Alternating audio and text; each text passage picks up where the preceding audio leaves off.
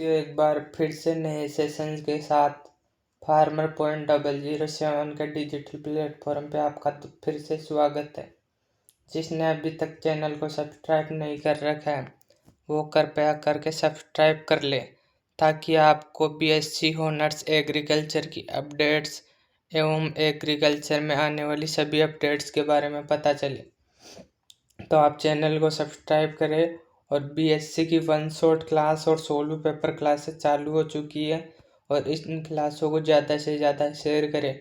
आपके जितने भी ग्रुप हो, कहीं भी हो, आप इन क्लासों को शेयर करें। अब आपको BSc agriculture fundamental of agronomy जो फर्स्ट सेमेस्टर में चलती है उसका syllabus analysis, one shot class and solo paper class इसमें ही करवाने वाले। ये ऑल यूनिवर्सिटीज के लिए एक कंप्लीट सिलेबस की क्लास है। बीएससी ऑनर्स एग्जाम में बहुत रामबाण है। ये हम एग्री फार्मर पॉइंट की टीम द्वारा बीएससी ऑनर्स एग्रीकल्चर के ऑल सेमेस्टर नोट्स बनाए जा रहे हैं, जो 16 कमेटी के अनुसार 16 कोर्स लागू हो चुका है हर यूनिवर्सिटी में, उसके अनुसार बनाए जा रहे हैं। आपको अगर नोट्स चाहिए तो नीचे दिए गए नंबरों पर संपर्क कर सकते हैं और हमारे यूट्यूब चैनल को सब्सक्राइब कर ले, ताकि agriculture supervisor, BSc honours agriculture, jet ICR सबकी क्लासेस की आपको इन्फॉर्मेशन मिल सके। फिर आपका एग्रोनॉमी का सिलेबस चालू होता है, उसमें एग्रोन 111 फर्स्ट वन का मतलब होता है, इस 111 का मतलब होता है फर्स्ट वन का ईयर, फर्स्ट वन का मतलब सेम, लास्ट का कोर्स। फंडामेंटल ऑफ एग्रोनॉमी, इसमें फसलों के अलावा पूरी एग्रोनॉमी का बेसिक, सोइल साइंस को भी छोड़ के पूरी एग्रोनॉमी का बेसिक चलेगा। 3 क्रेडिट की एग्जाम होती है, मतलब इसमें 2 और 2 थ्योरी एग्जाम के, एक प्रैक्टिकल होगा 30 नंबर का एसकेएन यूनिवर्सिटी में, और एग्जाम होगी 70 नंबर की। उसमें से 15 नंबर की मल्टीपल चॉइस क्वेश्चन या ऑब्जेक्टिव क्वेश्चन होंगे, वो बाद में क्लास करवाई जाएगी हमारे द्वारा। उसके अलावा इसमें थोड़ा नीचे चलने के बाद में आपके सिलेबस में कौन कौन से टॉपिक है उनके बारे में चर्चा करते हैं। आपके सिलेबस में टॉपिक है एग्रोनॉमी एंड इट्स स्कोप। एक तो डेफिनेशन देखनी है इसमें, दूसरा मीनिंग देखनी है, और एग्रोनॉमी की क्या क्या स्कोप है ये चीज़ें देखनी है। सेकेंड आता है art, science and business of crop production relative of agronomy with other departments of agriculture science, ये टॉपिक देखना है। फील्ड क्रॉप क्लासिफिकेशन, क्रॉप का क्लासिफिकेशन, भाई कौन कौन सी क्रॉप फील्ड में किस सीजन में बुआई की जाती है, इम्पोर्टेंस, इकोनॉमी, इकोसिस्टम, ये देखना। सीड के बारे में, और सोविंग,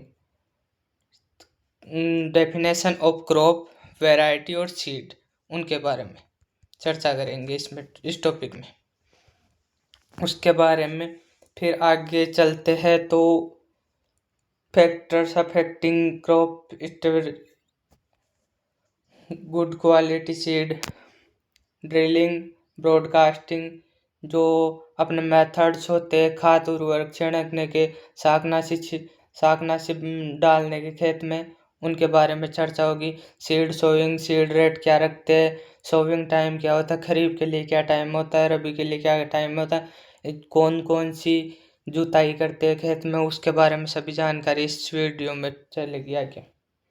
फिर आगे आता है टॉपिक टिलेज एंड टिल्थ, मतलब टिलेज प्रैक्टिसेज की डेफिनेशन, उसके ऑब्जेक्टिव, टिलेज कितने टाइप का होता है, एडवांटेज, डिसएडवांटेज, और पूरा टिलेज का वर्गीकरण इसी में आएगा। अब उसके अलावा आगे चलते, अब तो आगे चलने पे 1 मिनट साथी, तो आगे चलने पे क्रॉप डेंसिटी एंड मैट्री, मतलब फसल में कितना अंकुरण हो रहा है, कितना वो फसल ग्रोथ हो रही है, कितना इफेक्ट इल्ड पे, वो कितनी ग्रोथ कम होगी तो इल्ड कम होगी, और कितनी ग्रोथ ज़्यादा होगी तो इल्ड ज़्यादा होगी, उसके क्या इफेक्ट डाल रहे हैं। फिर आगे चलते क्रॉप न्यूट्रेंट, मतलब फसल में कितने पोषक तत्व होते हैं, पोषक तत्व की डेफिनेशन, क्राइटेरिया और establishment, fundamental elements, classification in rule of micro and macro nutrient. मतलब इसमें पूरा जो 12th में पढ़ा था पोषक तत्वों का वर्गीकरण, वैसे कैसा पढ़ना पड़ेगा। फिर नेक्स्ट टॉपिक चलते हैं, तो न्यूट्रेंट पौधे कैसे एब्जॉर्ब करते हैं, एब्जॉर्ब न्यूट्रेंट कैसे करते हैं, और वो प्लांट को कैसे एब्जॉर्ब होता है, प्लांट उसको किस फॉर्म में तोड़ के कैसे क्या ग्रहण करता है, वो चीज़ होगी। उसके बाद में आगे चलते हैं 10th topic, manures and fertilizer, nutrient use efficiency. इसमें ये तीन मतलब इस एक टॉपिक में ये तीन चीज़ें पूछी जा रही, एक मैन्यूर के बारे में, दूसरा फर्टिलाइजर के बारे में, तीसरा न्यूट्रेंट यूज एफिशिएंसी, मतलब पौधा न्यूट्रेंट को कितना यूज कर पा रहा है, कितना नहीं कर पा रहा। उसके अलावा इनऑर्गेनिक फर्टिलाइजर्स, ऑर्गेनिक फर्टिलाइजर को बोलते हैं मैन्यूर, एंड बायो फर्टिलाइजर की भी इसी में बात होगी। इन सब का क्लासिफिकेशन कौन सा मेथड है, ऑर्गेनिक मैन्यूर कौन कौन से है, इनऑर्गेनिक मैन्यूर कौन कौन से है, और बायो फर्टिलाइजर कौन कौन से है। फिर आ गया इंटीग्रेटेड न्यूट्रिएंट मैनेजमेंट, इसका चलेगा meaning, difference and advantage of INM, integrated nutrient management. फिर आगे बात हो रही है ग्रीन मैन्यूरिंग की। एक मिनट, ग्रीन मैन्यूरिंग, ग्रीन मैन्यूरिंग में अपन बात करेंगे green manuring crop production, role of crop. Green manure करने से खेती में क्या प्रोडक्शन, क्रॉप में क्या प्रोडक्शन उपलब्ध होता है। ग्रीन मैन्यूरिंग की definition, objective types, green manuring की एडवांटेज, लिमिटेशन या डिसएडवांटेज, ये सारी चीज़ें इस टॉपिक में चर्चा करेंगे। फिर आगे आते हैं हम water management and water resource, कौन कौन सी रिसोर्स है वर्ल्ड में, जैसे नदियाँ है, तालाब है, समुंदर है, जैसे ही इंडिया में कौन कौन से है, अपने राजस्थान में कौन कौन से है वाटर मैनेजमेंट या वाटर रिसोर्स, जैसे पौंड हो गया, कुआं हो गया, और बोरवेल हो गया। फिर आगे बात करते हैं हम सोइल मॉइस्चर, मतलब मृदा में नमी कितना कंटेंट रखता है, आर्द्रता, ग्राही जल, केशिका जल, और हाइड्रोफोबिक जल, वो जितने भी जल के प्रकार होते, 4 या 5 प्रकार होते हैं, उनके बारे में भी बात करेंगे। फिर अपने आगे वीड, भाई अपनी फसलों में कौन कौन से वीड होते हैं, उनकी डेफिनेशन, इम्पोर्टेंस, और बेसिक क्लासिफिकेशन, नॉर्मल क्लासिफिकेशन, ज़्यादा वीड का वर्गीकरण नहीं करना, और वीड एंड इट्स कंट्रोल, भाई जो जो वीड अपने में मुख्य फसल में लग रहे उनका कैसे कैसे क्या कंट्रोल करें। ये था अपना 15 पॉइंट सिलेबस के। उसके बाद अगला पॉइंट आ रहा है सिलेबस का, उसमें agronomy, climate zone, India and state, मतलब क्लाइमेट जोन कितने होते हैं इंडिया में, स्टेट में कौन कौन से होते हैं। फिर आता है क्रॉपिंग सिस्टम, कौन कौन से क्रॉपिंग सिस्टम अपनाए जा रहे खेती करने के लिए, फैक्टर्स अफेक्टिंग क्रॉपिंग सिस्टम ये पढ़ेंगे, मेजर क्रॉप पैटर्न्स ये पढ़ेंगे। उसके अलावा सिस्टम इन द कंट्री, मतलब कौन कौन से सिस्टम है जो अपनी फसल की उपज को बढ़ा सकते हैं, उनके बारे में बात करते हैं। फिर आपने आगे बात करते सस्टेनेबल एग्रीकल्चर, सस्टेनेबल एग्रीकल्चर में बात करेंगे डेफिनेशन, कॉन्सेप्ट, इम्पोर्टेंस और प्रिंसिपल, फीचर्स और नेचुरल रिसोर्स, पोल्यूशन, इनकी बात करेंगे। फिर आगे बात करेंगे एलिलोपैथी, ये इनकी मीनिंग, इम्पोर्टेंस और क्रॉप प्रोडक्शन पे क्या असर डालती है, उनके बारे में बात करेंगे। फिर grow and development of crops, इसके बाद बारे में बात करेंगे। डेफिनेशन ऑफ क्रॉप मतलब ग्रो, इसकी डेफिनेशन की बात करेंगे। मीनिंग की फैक्ट रहेगी affecting of growing and development, क्या इफेक्ट डाल रही है फसलों की ग्रो करने में, उनका डेवलपमेंट करने में। फिर आगे इनके प्रैक्टिकल, कौन कौन से प्रैक्टिकल होते वो तो आपकी कॉलेज के अनुसार हो गए। उसके बाद में पेपर सॉल्यूशन की बात हो रही है। सिलेबस कंप्लीट सिलेबस एनालिसिस करवा दिया। अगर उन नोट्स की पीडीएफ चाहिए आपको, नोट्स की अगर पीडीएफ चाहिए तो इन नंबर पे आप कांटेक्ट करना, आपको नोट्स की पीडीएफ सेंड कर दी जाएगी। वन शॉट नोट्स की पीडीएफ सेंड कर दी जाएगी। मेन टॉपिक बता दिए जाएंगे आपको भाई कौन कौन से टॉपिक अपने सिलेबस में। उसके अलावा 2024-25 का एसकेएन यूनिवर्सिटी का फर्स्ट सेमेस्टर का पेपर है 16, उसके बारे में बात कर रहे हैं। पहले आप चैनल को सब्सक्राइब नहीं किया है तो प्लीज़ सब्सक्राइब कर ले। farmer.007 यूट्यूब पे सर्च करके उनको सब्सक्राइब कर ले। एग्रोनॉमी का कोर्स टाइटल है फंडामेंटल ऑफ एग्रोनॉमी और कोर्स कोड है एग्रोन 111। उसके अलावा हमारे स्कैन में थर्ड क्वेश्चन डेफिनेशन का था, उसके बारे में चर्चा कर रहे। तो थर्ड क्वेश्चन के बारे में चर्चा कर रहे। पहला क्वेश्चन थर्ड में 12 क्वेश्चन आते, हर यूनिवर्सिटी में 12 क्वेश्चन आ रहे हैं, उनमें से 10 क्वेश्चन करने पड़ते हैं। तो पहले क्वेश्चन में आ रहा है टिलेज। टिलेज क्या है, जुताई क्या होता है। फसल उत्पादन के लिए मिट्टी को अनुकूल बनाने के लिए की जाने वाली कृषि क्रियाएं, जिन्हें जुताई कहते हैं। मतलब फसल उत्पादन से पहले मृदा में मतलब ट्रैक्टर द्वारा किसी भी यंत्रों द्वारा जो कृषि क्रियाएं की जा रही है उन्हें जुताई कहते हैं। बीज बुआई से पहले जो जुताई की जा रही उन्हें टिलेज बोलते हैं।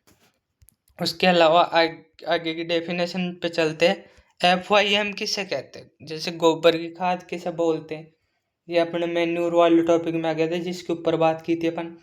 कृषि पशुओं के गोबर मूत्र चारे के अवशेष व सड़े गले मिश्रण को गोबर की खाद कहते। मतलब जो पशु है अपने गाय भैंस भेड़ बकरी, उनको चारा खिलाने के बाद में जो अपशिष्ट प्राप्त होता है उनसे, या जो गोबर प्राप्त होता है अपने उसको राजस्थानी भाषा में गोबर बोलते। उसको खेत में डालने से फसल उत्पादन बढ़िया होता है, उसे ही FYM बोलते। अब आगे बात कर रहे हैं अगली definition, seed treatment. Seed treatment क्या होता है उसकी बात कर। सीड ट्रीटमेंट बीज उपचार, बुआई से पहले बीजों को कीट और रोगों से बचाने के लिए उन पर रसायन एवं जैविक दवाइयों का लेप किया जाता है। मतलब बीजों को बुआई से पहले कीट और रोगों से बचाने के लिए जो रासायनिक या जैविक प्रक्रिया से उन पे कोई लेप चढ़ाया जाता है उसे बीजोपचार बोलते हैं। जैसे मूंगफली के बीजों में जैविक लेप छोड़ाया जाता है या रासायनिक लेप छोड़ाया जाता है तो उस कट्टे के साथ ही आता है, मूंगफली के बीज के कट्टे के साथ ही आता है वो लेप। फिर आगे बात फसल अनुकूलन, क्रॉप एडेप्टेशन, वह प्रक्रिया जिसके द्वारा कई फसलें अपने पर्यावरण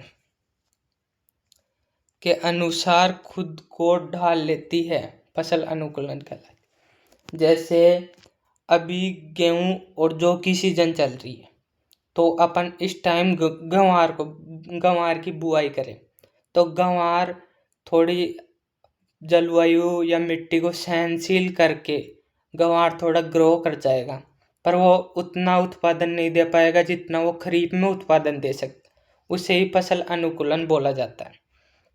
अब आगे बात करते हैं नेक्स्ट डेफिनेशन की। आवश्यक पोषक तत्व, आवश्यक पोषक तत्व क्या होते हैं उनके बारे में बात करें, उसकी डेफिनेशन। वे रासायनिक तत्व जो पौधे के जीवन चक्र को पूरा करने के लिए अनिवार्य रूप से और जिसकी कमी होने पर पौधे की वृद्धि नहीं हो पाती। मतलब ऐसे तत्व हैं जो पौधे के जीवन चक्र को पूरा नहीं होने देते, उनकी कमी से वो जीवन चक्र पूरा नहीं होता, और कमी हो तो वृद्धि भी नहीं होती, और उनकी अगर आवश्यकता पूरी हो जाए तो पौधा अपनी वृद्धि उपज को तुरंत दे सकता है, बढ़िया तरीके से दे सकता है। आगे आ गया पादप वृद्धि, प्लांट ग्रोथ। समय के साथ पौधे या उसके अंगों के आकार, आयतन, वजन में होने वाली स्थायी और अपरिवर्तनीय वृद्धि को पादप वृद्धि कहते हैं। मतलब समय के साथ साथ, जैसे गेहूं की बुआई की, वो समय के साथ साथ उसमें सिंचाई करने, उर्वरक देने के साथ साथ उसकी वृद्धि, मतलब उसका आकार बढ़ रहा है, आयतन बढ़ रहा है, उसमें मतलब वो आ रही, बालियाँ आ रही है, तो उसी को प्लांट ग्रोथ कहते हैं, पादप वृद्धि कहते हैं। फिर आगे अगली डेफिनेशन की अपन बात करते हैं, पादप विकास। पादप विकास पौधे के जीवन चक्र में होने वाली क्रमिक परिवर्तन जिसमें वृद्धि के साथ साथ अंगों के विशेष कार्य करने शामिल है। मतलब पादप विकास में जैसा मैंने अभी बताया भाई, गेहूं की बाली लगती है, मतलब उसकी एक वृद्धि निश्चित होती है, वृद्धि होने के बाद में उसमें फलन होता है, फलन के लिए उसमें बाली लगती है, उस बाली में बीज प्राप्त होता है, बीज या दाना होता है। तो इसमें बताया जाए पादप विकास, पादप अपनी ग्रोथ पूरी कर लेता है तो उसमें फूल आते हैं, बाली आती है, वो जैसे हर फसल में अलग अलग आते हैं। फिर आगे बात करते हैं वाटर यूज इफिशियंसी, जल उपयोग दक्षता। फसल द्वारा उपयोग किए गए प्रति इकाई पानी के बदले प्राप्त होने वाली पैदावार या जैविक द्रव्यमान के अनुपात को जल उपयोग दक्षता कहते हैं। मतलब फसल द्वारा उपयोग किए गए प्रति इकाई पानी से प्राप्त पैदावार, जैसे गेहूं को 1 mm सिंचाई करी गई और वो 1 mm सिंचाई से कितना उत्पादन दे रहा है, उसको जल उपयोग दक्षता मानेंगे। उसके अलावा अपन अगली डेफिनेशन की बात कर रहे हैं, एलेक्रोपिंग, गली खेती या एलेक्रोपिंग वह खेती प्रणाली जिसमें पेड़ या झाड़ी को कतारों के बीच खाली जगह में फसल उगाई जाती है। मतलब जैसे अपन बगीचा लगा रखे, पपीता का बगीचा लगा रखे, उसके बीच बीच में जो खेती की जा रही है उसे गली खेती या एलेक्रोपिंग कहते हैं। जो उनके बीच में जगह बचती है पपीता के पेड़ों के बीच में, उसमें जो खेती की जा रही है उसे एलेक्रोपिंग कहते हैं। फिर अगली डेफिनेशन आती है अपने वीड की। वीड की डेफिनेशन की बात करते हैं तो वीड की डेफिनेशन अलग अलग वैज्ञानिकों के अनुसार अलग अलग डेफिनेशन दी गई है। पहली डेफिनेशन की बात कर रहा हूँ मैं, वह अवांछित पौधे जो बिना बोई खेत में उग जाते हैं, जो मुख्य फसल के साथ पोषक तत्व पानी की प्रतिस्पर्धा करते हैं या उर्वरक की भी प्रतिस्पर्धा करते हैं। ऐसे पौधे जो बिना बोए उग जाते हैं खेत में, जैसे गेहूं के साथ चौलाई उग गई, वो बिना बोए उग जाती है। फसल के पोषक तत्व, मतलब गेहूं के पोषक तत्वों को उनके पानी को ग्रहण करके उनसे ज़्यादा तेज वृद्धि करने की क्षमता रखते हैं। उसके आगे एलिलोपैथी। वह जैविक प्रक्रिया जिसमें एक पौधे ऐसे रसायन छोड़ते हैं जो आसपास के अन्य पौधे की वृद्धि या जीवित रहने की क्षमता को प्रभावित करते हैं, वह जैविक प्रक्रिया। ये एक ऐसी जैविक प्रक्रिया है जिसमें पौधा एक रसायन छोड़ता है जो आसपास की पौधे की वृद्धि या जीवित रहने की क्षमता को प्रभावित करता है। जैसे कोई पौधा है जो रसायन छोड़ रहा है, जैसे अपने वीड ही मान लो, वो एक प्रकार से रसायन ही छोड़ता है जिस कारण उसमें कीट रोग नहीं लगते, वीड में फसल में लग जाते हैं। वैसी बात है एलिलोपैथी में। अब आगे बात करते हैं फर्टिलाइजर, उर्वरक। लास्ट डेफिनेशन है पेपर की, वे प्राकृतिक या कृत्रिम रासायनिक पदार्थ जो मिट्टी की उर्वरता बढ़ाने और पौधे की विशिष्ट पोषक तत्व प्रदान करने के लिए डाले जाते हैं। उर्वरक किसी पोषक तत्व की कमी हो जाए तब डाले जाते हैं, मिट्टी में उर्वरता शक्ति कम हो जाए तब डाले जाते हैं, और जो फसल को पैदावार या उसकी वृद्धि को बढ़ाने के लिए डाले जाते हैं। फिर आगे बात करते हैं अगले क्वेश्चनों की। शॉर्ट नोट्स क्वेश्चन आते हैं जिनमें 8 से 10 लाइन लिखनी होती है, तो इनकी बात करते हैं। मैं आपको पहले ही बता दूं, इस YouTube चैनल को सब्सक्राइब कर लो ताकि आपको गेस्ट पेपर क्लासेस वो सेम टू सेम 50 से 60% पेपर सेम टू सेम आपको एग्जाम में मिलेगा। अब इसमें बात करते हैं फसल खरपतवार प्रतिस्पर्धा। फसल में खरपतवार किस प्रकार से प्रतिस्पर्धा की महत्वपूर्ण अवधि है।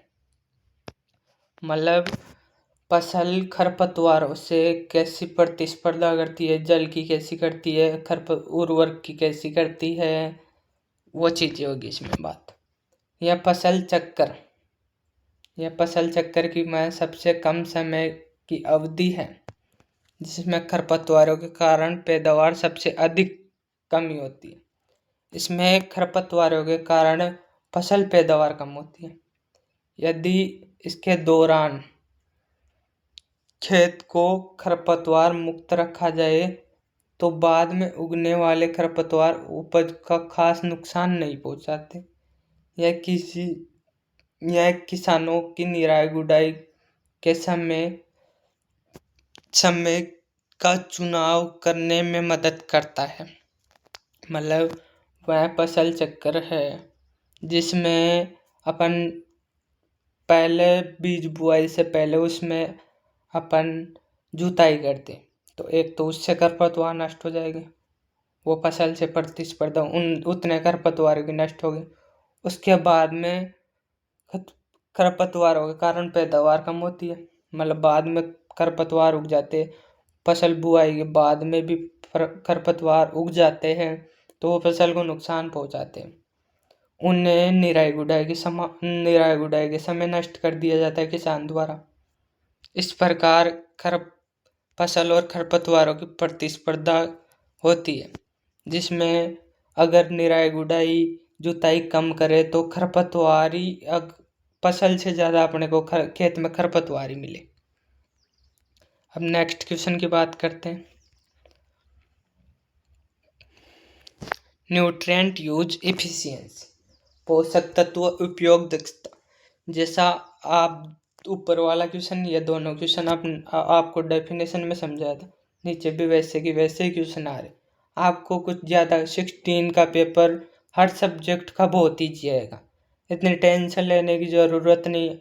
हमारे द्वारा आपको पूरा पेपर गाइडेंस करा जाए।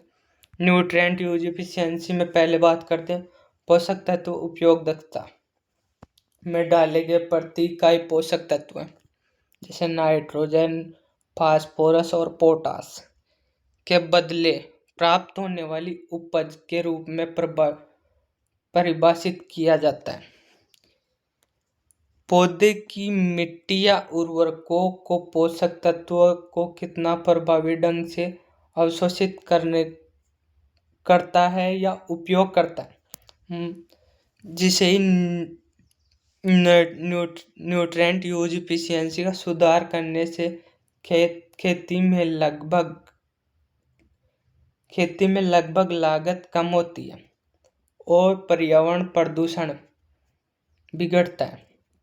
मतलब खेत में पोषक तत्वों या उर्वरकों का इतना ही उपयोग करना है जितना पौधे को आवश्यकता हो। अगर उससे ज़्यादा अपन उर्वरक उपयोग कर रहे तो लागत अधिक होगी, एक तो वायु प्रदूषण होगा, पर्यावरण प्रदूषण। पोषक तत्वों को इतना ही डाले जो पौधा अपनी आवश्यकता पूरी कर सके बस। फिर नेक्स्ट क्वेश्चन की बात करते हैं आगे। बुआई की विभिन्न विधियां। बुआई की विधियों के बारे में बात कर रहे हैं। आप जो इंग्लिश मीडियम स्टूडेंट हो इनका स्क्रीनशॉट ले सकते हो या हमारे पास मैसेज कर सकते हो ताकि आपको PDF सेंड कर दी जाएगी। फिर बुआई की विभिन्न विधियां। पहली आती है छिटकुआ विधि, जो प्राचीन काल से चलती आ रही है। मतलब अपने बड़े बुजुर्ग छिटकुआ विधि द्वारा ही खेती करते थे पहले। डबलिंग, निश्चित दूरी पर छेदों में बीज डालना। मतलब एक ऐसी विधि जिसमें अपन छेद कर देते खेत में और उनमें हाथों द्वारा बीज डालते, उसे डबलिंग विधि कहते हैं। ड्रिलिंग, जो अभी वर्तमान में मशीन चल रही है, सीड ड्रिल या हल बोलते हैं उनको, अपने राजस्थानी भाषा में हल बोलते हैं। सीड ड्रिल मशीन द्वारा कतार से कतार या कतार से कतार और बीच से बीच दूरी निश्चित करके और कम समय में ज़्यादा बुआई करी जा सकती है। तीसरा आता है मतलब उद्यानिकी फसलों के लिए रोपाई या नर्सरी द्वारा खेती, जिसमें नर्सरी से अपन पौध उठा के अपने खेत में हाथों द्वारा लगाना, जो डबलिंग के मध्य आते हैं। फिर अगले क्वेश्चन की बात करते हैं।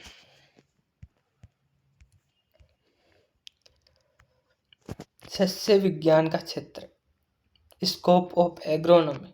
मैंने आपको पहले सिलेबस में बताया था scope of agronomy.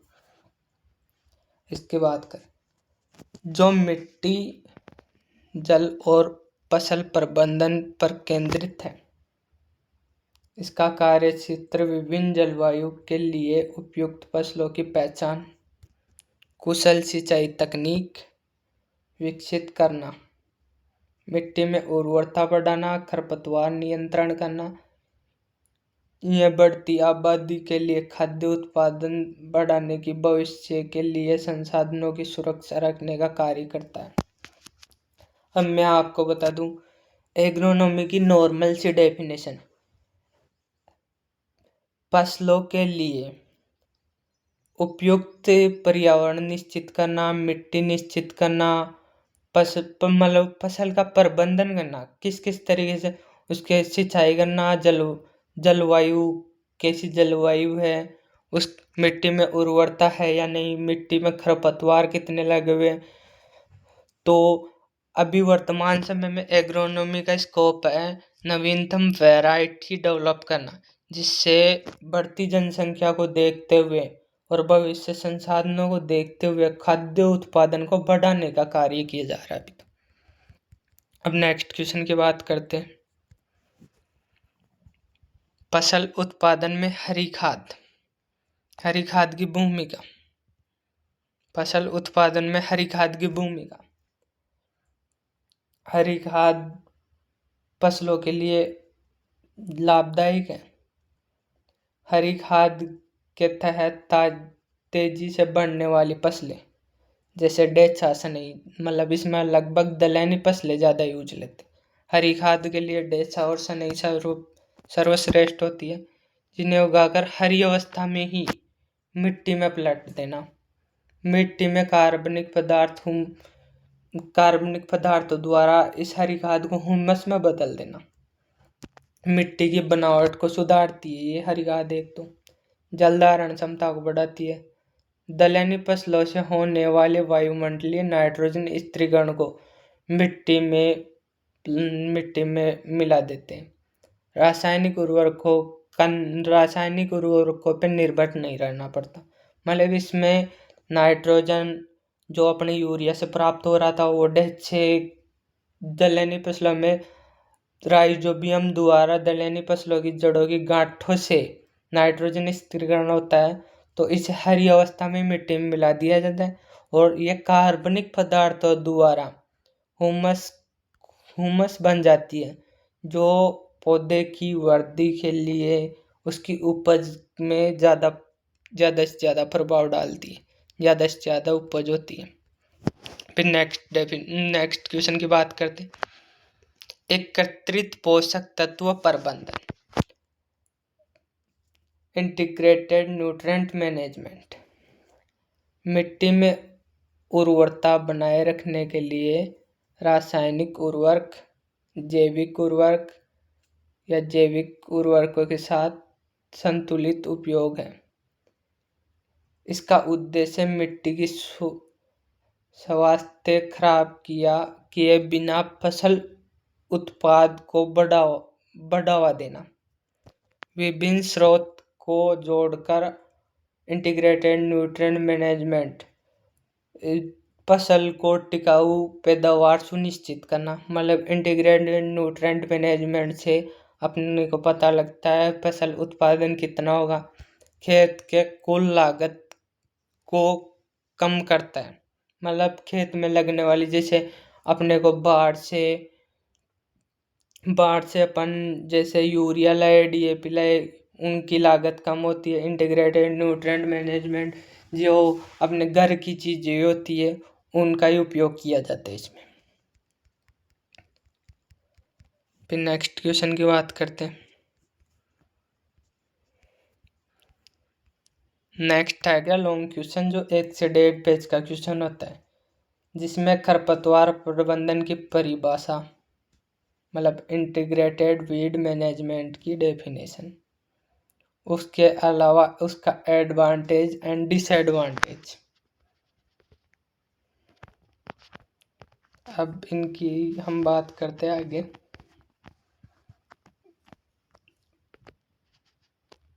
Integrated nutrient management कितने तरीके से होता है?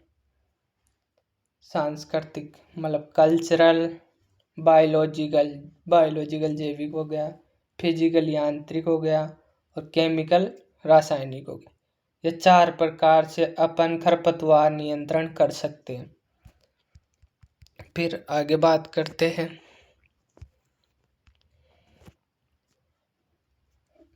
इसके उद्देश्य पर्यावरण को नुकसान पहुंचाए बिना खरपतवारों को आर्थिक सीमा से नीचे रखना। मतलब खरपतवार खेत में होने तो चाहिए, पर वो एक लाभदायक रूप में होनी चाहिए। उनका अगर वो अपनी जनसंख्या में वृद्धि करते हैं तो वो हमेशा फसल को हानि पहुंचाते।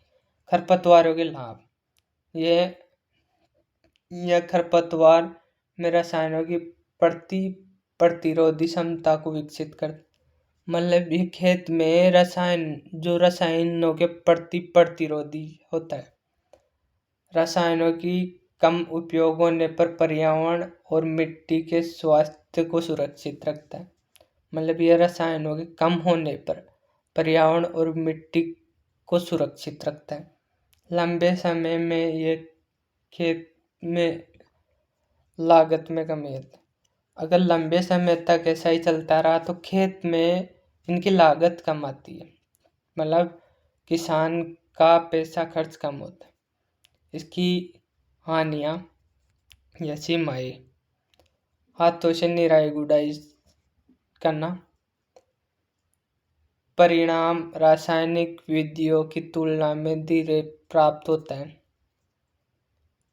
इसकी सफल किसानों की तकनीकी जानकारी होनी चाहिए। किसानों को अभी तकनीकी जानकारी नहीं है, इस कारण। फिर आगे बात आती है सिंचाई की परिभाषा, उनकी विभिन्न उपयोगों के बारे में बात करते। सिंचाई निर्धारण, मतलब सिंचाई का निर्धारण यह एक तय सीमा प्रक्रिया है। हर फसल की अलग अलग, जैसे गेहूँ जो कि 450 से 650 mm होती है। हर फसल की कितनी सिंचाई करनी है, कब करनी है, कैसे करनी है, वो चीज़ें बताई जाती। जैसे कब करनी है, कितनी मात्रा में पानी देना है। इन उद्देश्य से पानी की बचत होती है और फसल अधिकतम पैदावार। फिर आगे पॉइंट बात करते हैं सिंचाई निर्धारण के विभिन्न दृष्टिकोण। सिंचाई निर्धारण कब और कैसे करें, उसके कई नियम होते हैं या विशेषताएं होती है। मृदा नमी को देख के, पौधे की पौधे पौधे को देख के, जैसे पौधा सूखा हुआ है या नहीं, उसकी पत्तियां मुरझाई हुई है या नहीं, उसको देख के सिंचाई करते हैं। पत्तियों का रंग देख के। जलवायु निर्धारण करके, जैसे बारिश आने वाली है तो सिंचाई कम से कम करें। और चौथा आता है क्रांतिक अवस्थाओं को देख के। क्रांतिक अवस्थाएं सबसे महत्वपूर्ण होती है, मतलब सर्वश्रेष्ठ मानी जाती क्रांतिक अवस्थाएं। उसके बाद आगे थर्ड क्वेश्चन की बात करते हैं। भूपरीक्षण क्या है, भूपरीक्षण की परिभाषा और प्रकार, इनका वर्णन करना है। अब आपको इनकी बात बता देते हैं।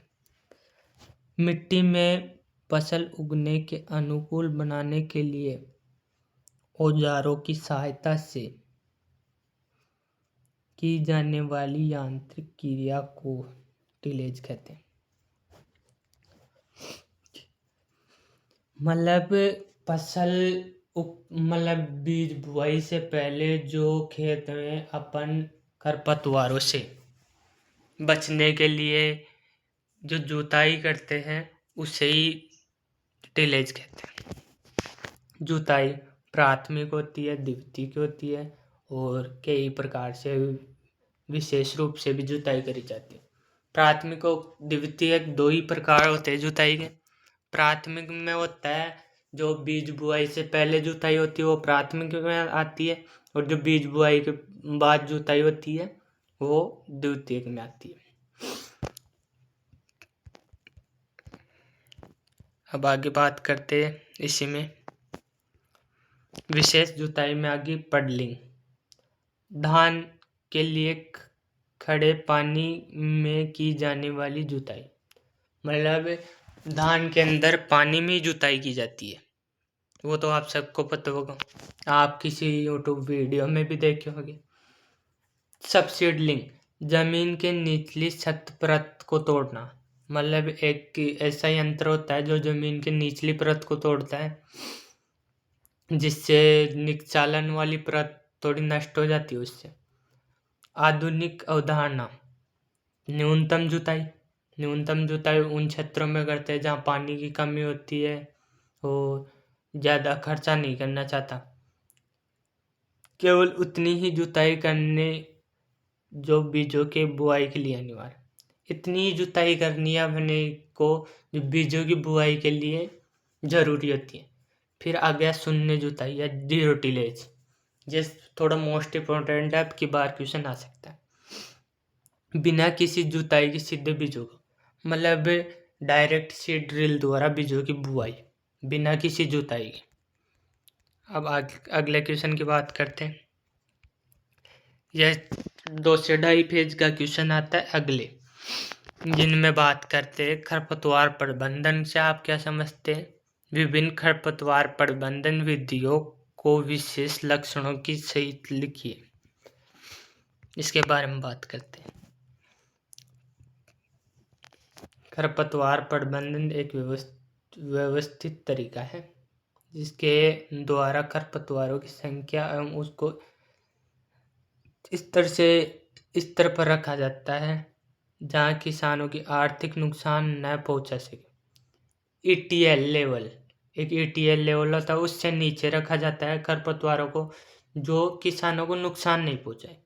इसका मतलब सिर्फ खरपतवारों को मरना नहीं बल्कि उन्हें खेत में आने और फैलने को रोकना है। मतलब इसमें खरपतवारों को पूरी तरह नष्ट नहीं किया जाता ETL लेवल में, और उनको खेत में आने से या फैलने से रोकना होता, बस इतना ही होता है इसमें। खरपतवार की प्रबंधन की विधियाँ, निवारक विधि जिसमें खरपतवार खेत में प्रवेश करने से रोकना, खरपतवार को खेत में आने से रोकना। मुख्य विशेषता इसकी साफ बीजों और सड़े हुए खाद का उपयोग कम से कम करना। इस प्रकार ही निवारण होगा। फिर आगे बात करते कल्चरल प्रैक्टिसेज की, खरपतवार नियंत्रण की कल्चरल प्रैक्टिस की। खेती के तरीके को बदलना। कल्चरल प्रैक्टिसेज में खेती के तरीके को बदलना, जिसमें विशेषता की फसल चक्र, मल्चिंग, ये 2 चीजें होती है। मतलब फसल चक्र अपनाते हैं और मल्चिंग अपनाते हैं तो खरपतवारों को नष्ट किया जा सकता है, कम किया जा सकता है। फिर आगे अपने यांत्रिक मेथड, शारीरिक बल या औजारों के उपयोग से, मतलब अपन यांत्रिक क्रियाओं के द्वारा या अपने हाथों द्वारा उखाड़ के या निराई गुड़ाई के कारण खरपतवारों को नष्ट कर सकते हैं। फिर आगे बायोलॉजिकल, जो खरपतवारों के प्राकृतिक दुश्मन कीटों जैसे जैव बायोपेस्टिसाइड, बायोहर्बिसाइड, जो जैविक दुश्मन होते हैं खरपतवारों के, उनका, और जो पर्यावरण के अनुकूल ही होने चाहिए। फिर आगे लास्ट रासायन, ये सबसे अंतिम उपयोग करते हैं। अगर उन चारों प्रैक्टिस से काम नहीं पड़ रहा है तो ये केमिकल लास्ट में उपयोग करते हैं। खरपतवार नाशक का छिड़काव, जो बहुत तेजी से कार्य करता है पर यह पर्यावरण को नुकसान पहुंचाता है। फिर आगे सेकंड क्वेश्चन के बाद खाद्यों को परिभाषित कीजिए और उनके विभिन्न प्रकारों की खाद्यों को वर्णन कीजिए। इसकी बात करते हैं। खाद्य कार्बनिक पदार्थ होते हैं जो पौधे और जानवरों के अवशेष, यह एक ऐसी अवशेष होते हैं जो पौधे और जानवर, पौधे की सड़ी गली पत्तियां और जानवरों का अपशिष्ट जैसे गोबर की खाद बताया था अभी आपको, जो मिट्टी में उर्वरता और जल धारण क्षमता को बढ़ाने का कार्य करते। इन मतलब पौधे की पत्तियों और जानवरों के अपशिष्ट को कार्बनिक पदार्थों द्वारा ह्यूमस में बदलना, जो मृदा में उर्वरता बनाए रखते हैं और जल धारण क्षमता को बढ़ाते हैं। खाद के प्रकार, बल्की मैन्यूर्स या स्थूल कार्बनिक खाद, कॉन्सेंट्रेटेड मैन्यूर्स या सांद्रित खाद। बल्की में आगे गोबर की खाद, कंपोस्ट, हरी खाद और वर्मी कंपोस्ट। अब आगे सांद्रित कार्बनिक खाद की बात करते हैं, जिसमें आगे ऑयल के खलियां या हड्डी का चूरा, यह आ गई अपने सांद्रित खाद में। फिर थर्ड क्वेश्चन की बात करते हैं, जिसमें फसल पोषण और अनिवार्यता का दायरा, आवश्यक पोषक तत्वों की उपयोग मात्रा के अनुसार वर्गीकरण। इसमें बात कर रहे हैं आगे जो 17 पोषक तत्व होते हैं उनके बारे में। फसल पोषण उन तत्वों का अध्ययन है जो पौधे की वृद्धि एवं उनके जीवन चक्र के लिए जरूरी होता है। अनिवार्यता का कसौटी का सिद्धांत 3 होते हैं। तत्व के बिना पौधा अपना जीवन चक्र पूरा नहीं कर सकता। सेकंड क्वेश्चन की बात करते हैं, सेकंड पॉइंट की बात करते हैं इसी के, उस तत्व की कमी कोई दूसरा पोषक तत्व पूरा नहीं कर सकता। तत्व पौधे की आंतरिक क्रियाओं में सीधा शामिल नहीं होता। आवश्यक पोषक तत्व मात्र 17 हैं, जिनमें से मुख्य पोषक तत्व CHO, ये पौधे का 90 से लेकर 95% भाग बनाते हैं। 90 से लेकर 95% भाग बनाते हैं। यह पोषक तत्व पौधे की वृद्धि में डायरेक्ट शामिल होते हैं। वृहद पोषक तत्व को 2 भागों में बांटा गया, प्राथमिक और द्वितीयक। प्राथमिक में आ गया NPK, इनकी भी पौधे को आवश्यकता होती है। द्वितीय की में आ गया NCA-MGS, इनकी भी पौधे को आवश्यकता होती है। फिर आगे बात करते हैं सूक्ष्म पोषक तत्व। सूक्ष्म पोषक तत्वों की बात करते हैं जिनकी पौधे को 1 ppm से कम आवश्यकता होती है। फेरस, जिंक, बोरोन, मैग्नीज, तांबा, मोलिब्डेनम, क्लोरीन और निकेल। इसकी एक ट्रिक बता दूं, फेकुमंजन मतलब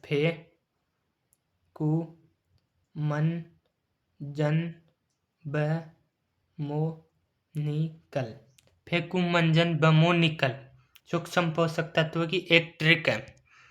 ये आपके वन शॉट क्लास भी हो चुकी है, आपको सिलेबस भी समझा दिया गया है और ये वन शॉट क्लास भी हो चुकी है। आप प्लीज़ एक तो farmer.00 से उनको सब्सक्राइब कर लें। आपको हर पेपर की क्लासेज, उनके गेस्ट पेपर क्लासेज इसी यूट्यूब चैनल पे प्रोवाइड होगी। Agriculture supervisor and BSc honours agriculture notes पाने के लिए इन नंबरों पे मैसेज या कॉल कर सकते हो। धन्यवाद साथियों। क्लास को लास्ट तक आप ज्वाइन करें।